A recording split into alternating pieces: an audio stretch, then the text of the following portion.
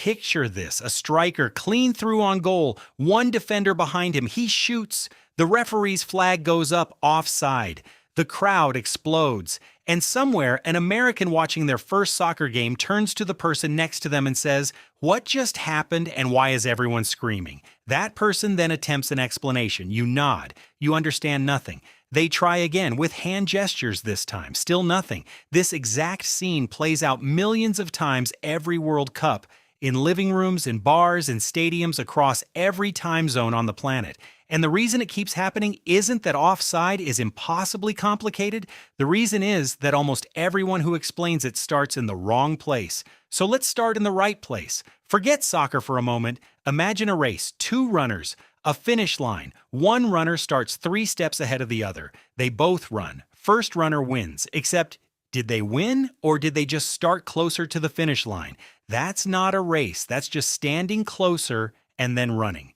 Soccer had this exact problem in its early days. Attackers would simply camp next to the opponent's goal and wait for someone to kick the ball to them. No running, no skill, just stand near the goal, receive ball, score. Repeat forever. This was, to put it diplomatically, deeply boring.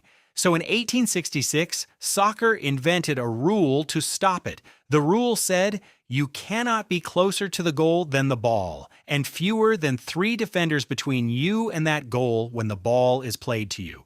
Different number of defenders over the years, different tweaks, but that's the core idea. You cannot gain an advantage by simply standing where the goal already is. That's offside. At its heart, that's all it is. So why does everyone get confused? Because the rule doesn't care where you are when you receive the ball. It cares where you are when the ball is kicked. This is the part that breaks people. Watch this. A midfielder has the ball. Their striker is standing perfectly level with the last defender. Completely legal. The midfielder starts their kicking motion. In the fraction of a second before their foot hits the ball, the striker takes 1 step forward. Now they're ahead of the last defender. The ball is kicked. The striker is offside. They were onside when the decision was made to pass. They were offside when the pass actually happened. The rule caught the step, not the intention. This is what causes the screaming.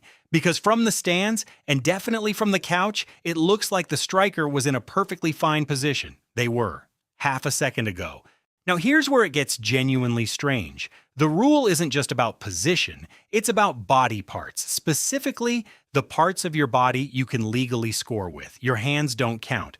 So if you're standing ahead of the last defender, but only your arms are past the line, not offside. Your shoulder past the line, offside. Your armpit technically past the line. This is a real debate that real people have had. Offside. Soccer's offside rule requires officials to make a millimeter-precise call at full speed, in real time on a moving player about a body part that may or may not be past a moving defender. At the exact millisecond, a ball is kicked by someone else entirely, and they have to be right every time for 90 minutes. This is why VAR exists. Video Assistant Referee, the system that pauses the game, pulls up camera footage, and draws lines across the screen to measure whether a player's collarbone was 2 centimeters ahead of a defender's hip when a ball was struck from 30 yards away. Some people think VAR ruins the game. Those people have never tried to make that call themselves. Here's the deeper problem. Offside was invented to stop lazy goal hanging, to force attackers to work for their positions, to make the game about movement and timing and skill, not just proximity to the goal. And it does that brilliantly. The best attackers in the world have spent years training their bodies to stay in legal positions while moving at full speed, timing their runs to launch the exact moment the ball leaves a teammate's foot, not before. That timing is the skill. That's what offside protects. But here's the thing nobody tells you. Defenders use offside too, on purpose, intentionally. It's called the offside trap.